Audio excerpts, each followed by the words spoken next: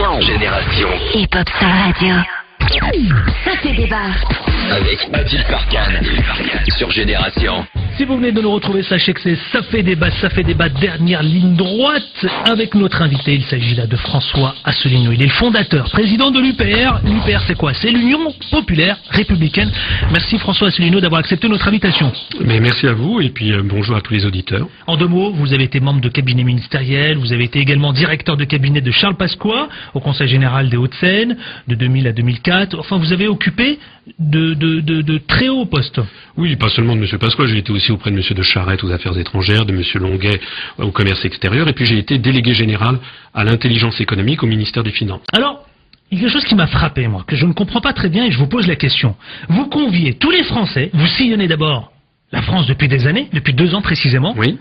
Et vous tenez donc un discours autour de l'Europe, autour de l'Union Européenne, et vous dites que finalement, eh bien, on devrait sortir, que cette France, la France qui est la nôtre, devrait sortir de l'Union Européenne. Mais pour quelle raison, François Asselineau? Eh bien, merci d'abord de poser cette question dans ces termes. Vous avez parfaitement raison, parce que on a fait croire aux Français que vouloir sortir de l'Union Européenne, d'abord, était impossible, et deuxièmement, que ce serait pour des motifs xénophobes ou racistes. Eh bien, c'est tout le contraire, figurez-vous. Nous voulons sortir de l'Union Européenne pour 2 raisons. C'est d'abord pour rétablir la démocratie. Parce que les Français ne le savent pas, mais 90% des choix stratégiques dans tous les domaines sont déjà effectués par la Commission européenne ou la Banque centrale européenne de Francfort. Donc de toute façon, les débats qui vont avoir lieu, par exemple pour les présidentielles, sont des débats artificiels. Le pouvoir n'est plus dans la main, même plus dans la main du président de la République. Donc nous, ce pourquoi je parcours la France, c'est pour expliquer aux Français déjà, voilà pourquoi quand vous votez pour Pierre, Paul ou Jacques... Mais ils comprennent votre discours, monsieur François Asselineau, c'est ça qui me... Mais bien sûr, parce que je leur présente les choses très concrètement, avec des conférences qui font un buzz sur le web. Vous savez que mes conférences en cumulé, elles ont été visionnées par plus de 800 000 personnes maintenant. Ça commence à faire beaucoup. Donc moi je dis aux gens, voilà, nous ne voulons pas sortir de l'Union Européenne pour des questions de xénophobie ou de racisme, c'est d'abord pour rétablir la démocratie. Mais vous parlez de cette face cachée de la Constitution européenne, c'est-à-dire, François Asselineau? Mais d'abord, j'explique aux auditoires qui veulent bien m'écouter, preuves à l'appui, bien entendu. Vous savez, je suis pas un conspirationniste, ce sont des preuves, ce sont des discours les plus officiels. Que ceux qui ont créé la construction européenne à partir du début, ce sont les États-Unis d'Amérique. Et j'explique dans mes conférences pourquoi ils l'ont fait. Et puis il y a un point sur lequel j'avais dit il y a 2 raisons pour sortir de l'Union Européenne. La deuxième raison, j'insiste, c'est parce que vous le vouliez ou non, la construction européenne est une construction qui est fondée sur des présupposés racistes. Parce que figurez-vous qu'actuellement la France, par l'intermédiaire des fonds structurels européens, nous donnons chaque année 80 à 200 fois plus d'argent à chaque habitant de la Lettonie, de la Lituanie, plutôt qu'à chaque Tunisien, à chaque Sénégalais, à chaque Malien, à chaque Marocain. Est-ce que vous trouvez ça normal? En vertu de quoi est-ce que l'on explique aux Français qu'ils doivent fusionner avec les Lettons, les Slovaques, les Hongrois, et non pas avec des pays dont nous sommes si proches à tous les égards? Vous comprenez? Mais c'est utopique ce que vous êtes en train de nous exposer là à l'antenne sur Génération FM dans Ça fait débat. Pardonnez-moi de vous le dire, François Asselineau. Qu'est-ce qui est utopique? Eh ben de vouloir faire croire aux Français que la France doit sortir de la Constitution de l'Union Européenne, pardon. Et mais pourquoi ça serait utopique? Il y a un article 50 qui le prévoit. Et regardez bien qu'en Europe occidentale, vous avez 2 pays comme la Norvège et la Suisse qui sont restés en dehors de l'Union Européenne, qui ne sont pas fermés sur le monde et qui sont d'après tout... Alors quelles sont vos vraies solutions? Je pense que l'auditeur qui vous écoute a besoin... Quelles sont vos vraies solutions? C'est quoi les propositions de l'UPR? L'UPR, c'est quoi? C'est l'Union Populaire Républicaine. Alors, la première solution, pour régler la question de la dette, de l'endettement abyssal de la dette publique, premièrement, il faut supprimer la loi de 1973 qui retire à la Banque de France le financement de l'État et des collectivités publiques. Ça, c'est un premier point.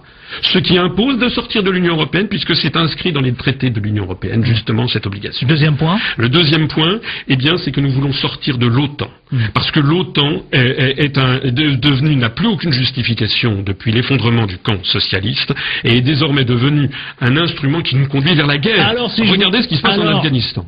Troisièmement, nous voulons également être présents par nous-mêmes à l'Organisation mondiale du commerce, que la France défende ses propres intérêts. C'est un sujet technique et un peu compliqué pour les auditeurs. Exactement. Oui, mais savez-vous ce qui se passe à l'OMC? À l'OMC, c'est là que sont décidées les déréglementations aux échanges de capitaux, de marchandises et de services. On ne peut pas lutter contre les délocalisations si nous ne défendons pas nos intérêts nous-mêmes à l'OMC. Monsieur Asselineau, ce qui impose de sortir de l'Union européenne là aussi. Écoutez attentivement. Oui. On peut parler d'un désastre politique alors? Si je vous écoute parler. On peut parler d'un fait qui voulait que est-ce que nous sommes en démocratie? Dans une démocratie, il ne doit pas y avoir de débat tabou. Dans une démocratie, on doit pouvoir se poser la question de savoir est-ce que la France, oui ou non, a le droit de sortir de l'Union européenne? Et que l'on en fasse des débats devant les Français, puis les Français trancheront. Alors vous nous avez esquissé quelques solutions, vous nous avez parlé de l'Union européenne. Ça veut dire, je vous pose la question, la Constitution européenne va-t-elle exploser? Alors, ce qui est certain de toute façon, c'est que l'euro explosera. Je l'explique dans un certain nombre de mes conférences. Vous savez, je suis inspecteur général des finances à la base, je ne suis pas totalement ignorant, j'ai été délégué à l'intelligence économique à Bercy, je ne suis pas totalement ignorant en matière monétaire et financière. Nous savons que l'euro, comme toutes les monnaies plurinationales, finira par exploser. Ça, c'est un point. Quand on est dans le Titanic, est-ce qu'il vaut mieux sortir parmi les premières chaloupes ou rester dans le bateau? Donc, nous disons, ça nous coûte déjà des sommes folles, enfin, les Français ne s'en rendent pas compte.